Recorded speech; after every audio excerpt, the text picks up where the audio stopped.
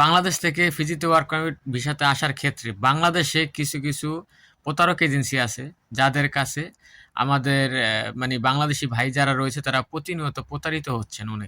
অনেক মানুষ প্রতারিত হচ্ছে। তো বাংলাদেশের সমস্যা হচ্ছে কি, বাংলাদেশে অতিরিক্ত চালাকও আছে, বাংলাদেশে অতিরিক্ত বোদাইও আছে।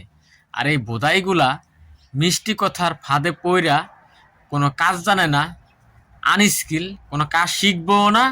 আর নন স্কিল এমন কিছু কাজের কথা ওই মিষ্টি ধরনের দরবেশগুলার মুখ দিয়া শোনে, শোনার পর তারা প্রলোভনে পইরা তারা প্রতারিত হয় দিন শেষে। আর প্রতারিত হইয়া কান্দা কাটটা পরে আসে আমাকে নখ দিয়া কয়, ভাই আসা তাসা আমার অমুক হয়েছে শামুক হয়েছে। ঠিক আছে, মূলত ভাই এটা ভাই সোশ্যাল মিডিয়ার যুগ। সোশ্যাল মিডিয়াতে নেগেটিভ পজিটিভ দোনোটাই আছে, কিন্তু আপনার অবশ্যই পজিটিভ খুঁজে লইতে হইব যে কে পজিটিভ। ঠিক আছে, ওই পজিটিভ লোকের মাধ্যমেই আপনার যে কোনো দেশই হোক যেতে হবে। ঠিক আছে, কারণ বর্তমানে বিভিন্ন এজেন্সি আছে যারা ভালো, যারা কাজ করে। ঠিক আছে, তাদেরও সোশ্যাল মিডিয়াতে আপনার অ্যাড দেখতে পারবেন। তবে যারা প্রকৃত কাজ করে তাদের অ্যাড কম ভাই। এগুলা মনে করেন কোনো কাজ বাজ এরকম করে না, এদের হচ্ছে অ্যাড বেশি আর কি।